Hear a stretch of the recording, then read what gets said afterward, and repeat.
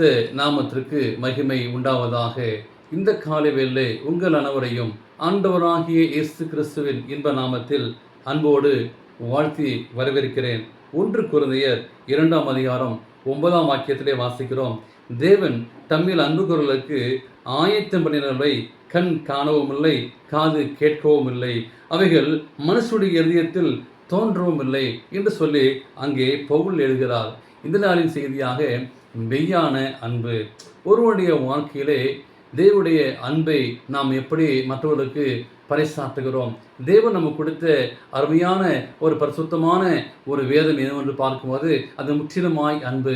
தேவன் நமக்கு கொடுத்த 10 கட்டளை எனக்கு அநேகர் கைக்கொள்ளுதலை அது ஒளிந்து விட்டது என்று சொல்கிறார்கள். ஆனால் அது முற்றிலுமாய் தேவனுடைய அன்பு என்பதை உணர வேண்டும்.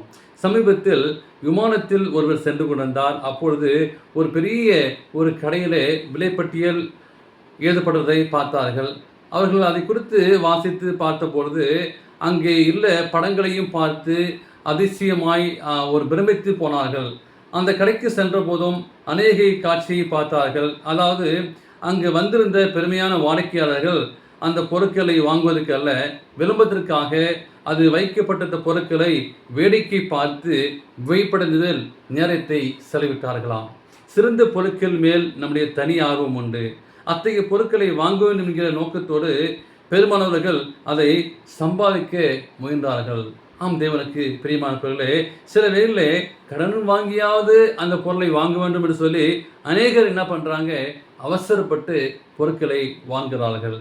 ஆனால் நம் கற்பனைக்கு எட்டாத காரியத்தை தேவன் நமக்காக வைத்திருக்கிறார். இதை அப்போஸ்தலனாகிய பவுல் உங்களுக்கும் எனக்கும் நினைப்பூட்டுகிறார். பாவியாகிய நாம் நம் பிள்ளைகளுக்கு சிறந்த ஈவலை கொடுப்போமானால் பரமபிதா நம்மிடத்தில் வேண்டிக் கொள்வதற்கும் அத்தகைய சிறந்த ஈவுகளை தருவதும் எவ்வளவு நிச்சயம் என்று சொல்லி தேவன் சொல்கிறார். ஆனால் நாம் முதலில் தேவனுடைய ராஜ்யத்தையும் அவருடைய நீதியும் தேடுமானால் அந்த ஈவுகளை பெற முடியும். எனவே அநேக வேளை நாம் இப்படி வாசிக்கிறோம், தீர்மானம் செய்கிறோம், ஆனால் நம்முடைய தேவைகளையும் ஆணுடைய சத்தியத்தை விட்டுகிறோம், ஆணுடைய ஓய்வு நாளை விட்டுகிறோம். ஒரு பெரிய நிகழ்ச்சி என்றால், ஒரு பெரிய பொதுவான ஒரு காரியம் என்றால் ஓய்வு நாளும் பரவாயில்ல, ஆராதனை பரவாயில்ல, ஆனால் அந்த நிகழ்ச்சி தான் முக்கியம், நம்முடைய உறவுகள் தான் முக்கியம், அந்த குடும்பத்துக்கு நாம் செல்ல வேண்டும் என்று சொல்லி நாம் செல்கிறோம். ஆனால் ஆண்டவருக்கு நாம் முக்கியத்துவம் கொடுக்கிறோமா?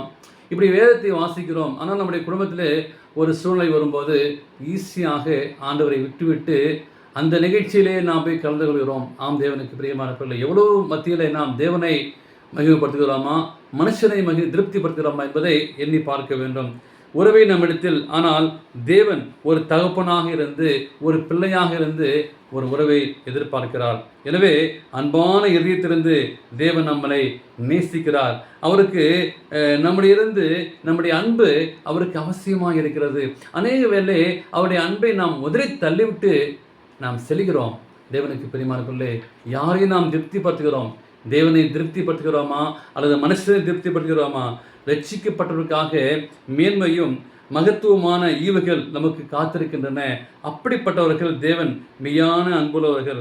பரலோகத்தில் தேவனோடு இருக்க போகிறார்கள். அவருடைய ஈவுகளை அனுபவிக்கும்படி அவருக்கு அங்கே நமக்காக ஆண்டவர் ஆயத்தமாக காத்திருக்கிறார். எனவே தேவனுடைய மெய்யான அன்பை பெற்றுக்கொள்வோம். இந்த உலகத்திலே பொய்யான அன்பிலிருந்து நீங்கள் நானும் மீண்டு தேவனுடைய மெய்யான அன்பை பெற்றுக்கொள்ள நல்ல ஒரு தீர்மானம் செய்வோமா? தேவன் தாமே உங்களை ஆசீர்வதிப்பாராக. ஆமென்.